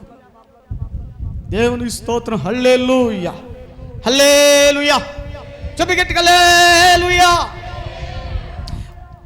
అది భూజలము అంటే ఎక్కడి నుంచి వస్తుందట నీళ్ళు? అంటే స్వచ్ఛమైన నీరు. మూసేశారా? వాక్యం మూసేశారా? బైబిల్ మూసేశారా? అయిపోయిందని అనుకున్నారా? టైం అయిపోయిందని అనుకున్నారా? ఆగను, ఇటు చేస్తారా? ఒక అర్ధగంట టైం పెంచుతాగు. లక్ష్యం ఎంత స్పీడ్గా చదువుతుందో, ఎక్కడైనా అర్ధగంట టైం పొడిగించాడని చెప్పి ఎవరికి లేదా బాధ్యత? ఏమొక్కొక్క దానికి ఉంది. చదువు తల్లి, ఎట్లా ఎట్టలే నీకు నాకున్న అండర్స్టాండింగ్ ఏదో ఒకటి. అది గోధుమలు, యవలు, ద్రాక్ష చెట్లు, అంజూరపు చెట్లు, దానిమ్మ పండ్లు కల దేశం, ఒలీవ నూనెయు కరువు అనుకొనకుండా నీవు ఆహారము తిను దేశం, అందులో నీకు ఏ లోపం ఉండదు. అది ఇనపరాళ్ళు. ఇనుపు దొరికే దేశం అంటారు. ఇనుము దొరికిందట. ఏమంటే ఇనుము ఎంత వాల్యూ అండి? ఇనపరాళ్ళు ఉండే దేశం అట. చాపాడు మందిరానికి ఇనుపరాట్లు కొనడానికి తనకలాడుతున్నాడు. నేను కింద మీద పడుతున్నాడు. ఆవిడ 1,80,000 రూపాయలు అన్నాడు. JSW కంపెనీ అండి, 1,80,000 అండి. ఈ కంపెనీ అయితే 1,30,000 అండి. ఏమోనండి ఈ రోజు రేటు మళ్ళీ రేపట్టుకుంటుందని అన్నాడు. మళ్ళీ ఇదేంటి ఫిట్టింగ్? రోజు బంగారం మారినట్టు రోజు దాని రేట్లు మారుతాయట. అమ్మో, నేను అనుకున్నాను బంగారమే రేటు ఒకటి కాదురా, ఈ ఇనుముకు కూడా రేటు ఉందని అనుకున్నాను. పిల్లర్స్ అంటే పిల్లర్స్ గోడలు కట్టినవాడు దేవుని మహాకృపను బట్టి మన పాత మందిరానికి అన్ని తీసుకొచ్చినటువంటి కడ్డీలు మొత్తం అక్కడ వేసేసాం. వ్యర్థమైతే కాల. అప్పుడు మందిరం కడుతున్నాం అనగానే 1,10,000 1,30,000 దాకా ఇచ్చారు మన వాళ్ళే. చాలామంది బిడ్డలు 10,000 5,000 20,000 ఎవరి చాలామంది ఇచ్చారు. మీరు ఇచ్చిన డబ్బులు ఏది వ్యర్థం కాలేదండి. మెరలా అనుకున్నాను, మా పాస్ గారు మొత్తం తిన్నాడు అనగా పొట్ట పెరుగుతుంది పొట్ట సైజు పెరుగుతుంది అని మీరు అనుకున్నారు. దొంగ మొహాలు వేసుకొని ఇంత వాక్యం చెబుతా అలాంటి పడడం మేము ఎందుకు చేస్తాం? వెంటనే మీరు ఇచ్చిన డబ్బులు వెంటనే కడ్డీలు కొనేసినాం, అలా పెట్టేసినాం. ఏమంటే ఆలస్యమైన పనికిమాల మహమ్మారి, పనికిమాల దయ్యం కారణం వచ్చి పడింది, పనులు ఆగిపోయినాయి. ఏమండి మొత్తం ఆలస్యమైపోయింది. ఈలోగా దాన్ని చూసే మొత్తం శిలుం పట్టిపోయింది. ఏమండి ఎందుకు వ్యర్థం చేయాలని తీసుకుపోయి అక్కడ పడేసి అక్కడ మందిరానికి ఉపయోగపడింది. వ్యర్థమైతే కాల, దేవుని పని కొరకే వాడబడింది. దేవునికి స్తోత్రం, హల్లెలూయా. అది ఇనుపరాళ్ళు గల దేశం. దాని కొండలలో నీవు రాగి త్రవ్వి తీయవచ్చు. అబ్బో, రాగి అసలు ఇంకా ఏం లేదు. ఇంకా దేశంలో బంగారం ఉంది, వెండి ఉంది, గోధుమలు ఉన్నాయి, ద్రాక్ష పండ్లు ఉన్నాయి, అంజూరపు పండ్లు ఉన్నాయి, యాపిల్ కాయలు ఉన్నాయి, దానిమ్మకాయలు ఉన్నాయి, బత్తాయి కాయలు ఉన్నాయి, సపోటకాయలు ఉన్నాయి, మామిడికాయలు ఉన్నాయి. నీళ్లు సమృద్ధికరమైన నీళ్లు, స్వచ్ఛమైన నీరు, ఫిల్టర్ వాటర్ కూడా కాదట, స్వచ్ఛమైన నీరు, అంత బాగున్నాయి. మంచి దేశం. హల్లెలూయా. ఇక చాలని చదివింది. ఆదికాండం సంఖ్యాకాండం దగ్గరికి రండి. ఎటు నుంచి ఎట్టుకు తీసుకుపోతున్నాడు తెలియట్లే పరిశుద్ధాత్ముడు. సబ్జెక్టులోనే ఉన్నాంలేండి, దారిలోనే ఉన్నారు. ఏమంటే ఇంకో రూట్లోకి వెళ్ళిపోతాం అంతే. హల్లెలూయా. ఇదిగో ఆ దేశములో, ఏ దేశం అంటది? రాయి ఉన్న దేశం, సమృద్ధి ఉన్న దేశం, సకల వనరులు కలిగిన దేశంలో దేవుడు మనల్ని ప్రవేశపెట్టబోతున్నాడు కదా, వాగ్దానం చేశాడు కదా. ఆ వాగ్దానాన్ని మనం స్వతంత్రించుకోవాలంటే ఆయన మన యందు ఆనందించాలి. స్తోత్రం చెప్పు గట్టిగా, హల్లెలూయా. నీ కుటుంబానికి ఆశీర్వాదం రావాలని, బ్రతుకు ఆశీర్వాదం రావాలన్నా, దేవునికి ఇచ్చిన వాగ్దానాలు నెరవేర్చాలన్నా, నీకు స్వస్థత జరగాలన్నా, అద్భుతాలు జరగాలని, బ్రతుకు మారాలన్నా, నీకు సమస్తం దీవెనకరంగా మారాలన్నా, నీవు ఆయనను సంతోషపరచాలి. నీవు దేవుణ్ణి ఆనందపరిస్తే, ఆయనను ఆనందపరచగలిగితే, ఆయన అంటున్నాడంటే మీ ఆయన కాదు,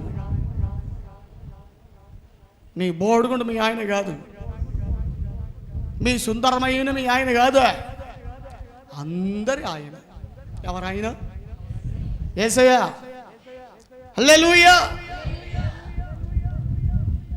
ఆయన మీ యందు మిమ్మల్ని బట్టి ఆయన ఆనందపడాలి. అందుకు అప్పుడు ఆయన మీ యందు ఆనందపడితే, ఆయన మీ యందు సంతోషపడితే మీరు మీకు విడుదల దొరుకుతుంది, ఆశీర్వాదం దొరుకుతుంది, దేవుడు దొరుకుతుంది, మేలులు పొందగలుగుతారు, విడుదల పొందగలుగుతారు. ఆనిచ్చే రాజ్యానికై ఆయన మోషే గారు ఆయన మన యందు ఆనందించగలిగితే, ఆనందపడగలిగితే, హల్లెలూయా. సో మొత్తానికి నేను చెప్పొచ్చేది ఏమిటంటే, దేవుడు మనల్ని బట్టి ఏడవకూడదు, ఆయన మనల్ని బట్టి సంతోషించాలి.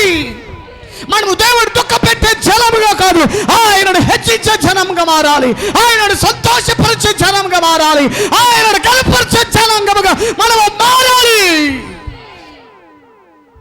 హల్లెలూయా. ఇప్పుడు ఆలోచన చేసుకోండి, ఇప్పటి వరకు నువ్వు దేవుణ్ణి దుఃఖ పెట్టావా, సంతోషపరిచావా? దేవుణ్ణి దుఃఖ పెట్టినట్లయితే కీడు ఎదురు చూస్తున్నాయి, శాపాలు ఎదురు చూస్తున్నాయి, అవమానములు ఎదురు చూస్తున్నాయి. దేవుణ్ణి దుఃఖ పెట్టడం కాదు, సంతోషించడం నేర్చుకో. చివరిగా వారు చేసిన ఘోరమైన పాపం, మాట చదివి నేను ముగిస్తాను. 6:12 వారు తమ మార్గములను చెరిపేసుకున్నారట. ఇంగ్లీష్లో నేను చదివాను, ఇంగ్లీష్లో ఏముందంటే దే ఆర్ కరప్టెడ్ అని రాయబడింది. కరప్టెడ్ అని రాయబడింది అంటే అన్యాయస్తులైపోయారు, తమ మార్గాలను చెరిపేసుకున్నారట. దేవుడు చక్కని మార్గమును వారు ఎదుట పెడితే వారు మార్గం చెరిపేశారు. ఇది కాదు, మాకు నచ్చినట్టుగా మేము వెళ్తాం, మాకు నచ్చినట్టుగా మేము బ్రతుకుతాం. స్వలాభి ఆశ, స్వంత కోరిక, స్వయం నేనే, నాకు నచ్చినట్టుగా నేను అంత చేయాలి, నాకు నచ్చినట్టుగానే అంత. తమ మార్గములను చెరిపి వేసుకున్నారు.